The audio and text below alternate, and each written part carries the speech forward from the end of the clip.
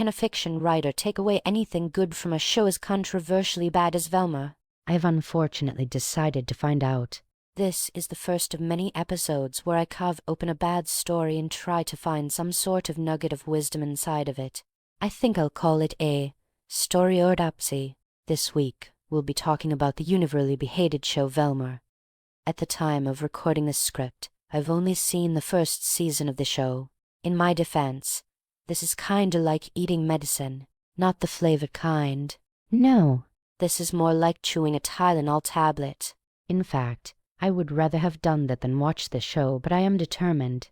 I think this also puts me in the minority of the internet, since almost nobody watched the show longer than the title screen. Probably a wise decision.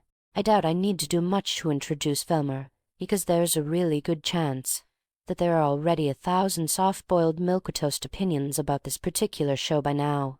Obviously, my opinion is that the show is bad. That is irrelevant here, since we're trying to fish something good out of this failed Scooby-Doo remake. Since I'm going wrist-deep into this bloated cadaver of a show, I might as well also answer the other important question: how bad is this show, actually? Okay, quick synopsis. Season 1 is about Velma, a teenage Indian girl trying to solve her disappeared mother while her brain causes her to heart attack with scary animation. She befriends her buffalo-sauce-haired friend Daphne, who is Japanese. I think. The wiki for this show is maddeningly unhelpful.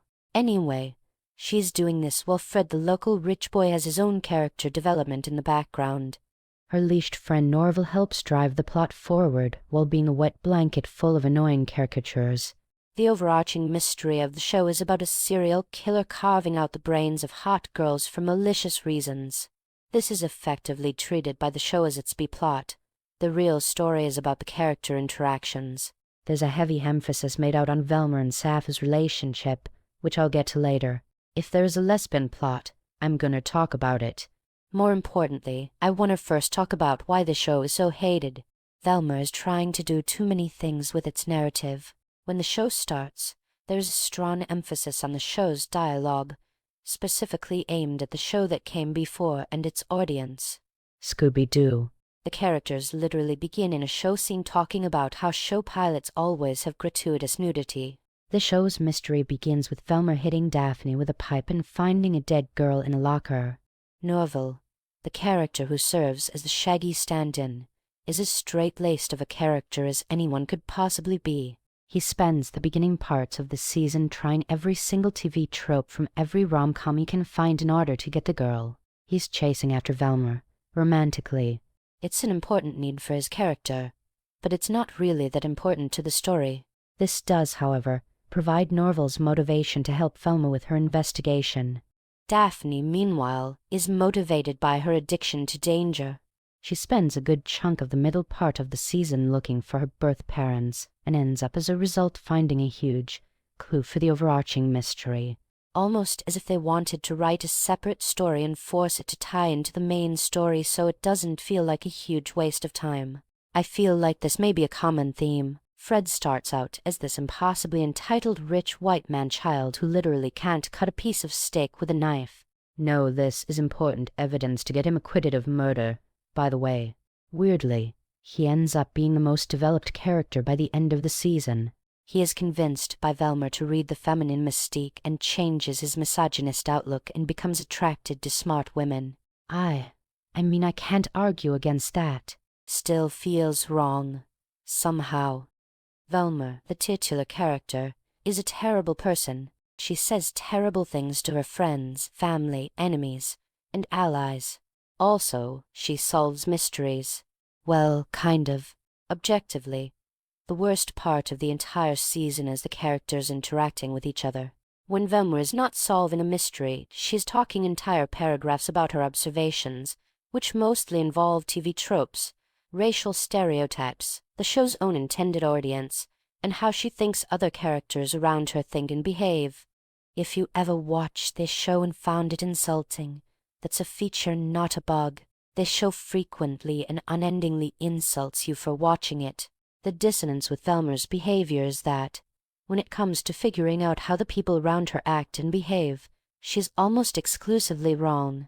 I mean, she's wrong about racial observations and the TV trope stuff, too, but that's supposed to be played for laughs.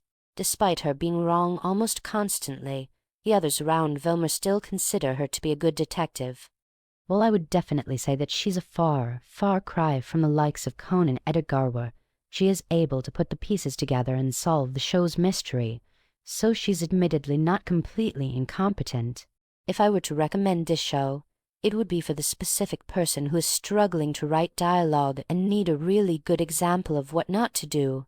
The show has Velma narrate her own backstory in the beginning, explicitly explaining what is being shown on the screen. This is a red herring, but because of the ham-fisted held dialogue shoveled into your face, you'd never know that I'm watching. Also, something to know is that the characters talk A lot, and none of them really have anything funny to say, joke-wise. None of the observational jokes land because everything being said is parody.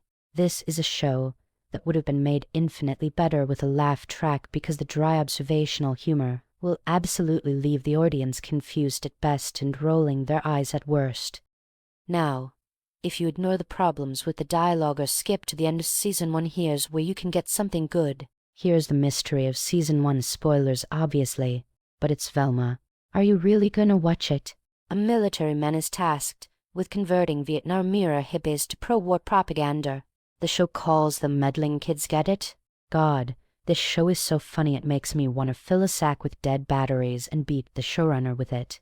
After several failed attempts to convert this hippies, which includes mastering hypnosis and going undercover as definitely not a military man, this guy, Harry Meeting, enlisted doctor, Edna Purdue, to perform cutting-edge brain-swapping technology to literally transfer a soldier's brain into a hippie's body. It's a miracle those soldiers didn't have skulls full of compressed air. That operating room full of exploding basketballs, I swear. Doctor Purdue succeeds with the procedure but has second thoughts about it, so Meeting torments her with hypnosis after she buries her research. Purdue doesn't break, so Meeting ends up losing everything. His daughter, Victoria, seizes her future by marrying William Jones and building his Scott business into a billion-dollar company. Enter her son, Fred, who is so childish and incompetent in all things that he threatens to crumble the empire she's built. So, in order to save her empire, she sets out to fix her son. So she decides to use her father's work by hypnotizing dear Dinkley, Velma's mom, to force her to kidnap women to use their brains and put them in Fred's head. Apparently, her perfect model son is a daughter, but that's a whole other thing. She also hypnotizes Velma, too, into having heart-stopping hallucinations whenever she attempts to solve mysteries to prevent her from finding her mother. As loath as I am to admit it, this is not a bad mystery.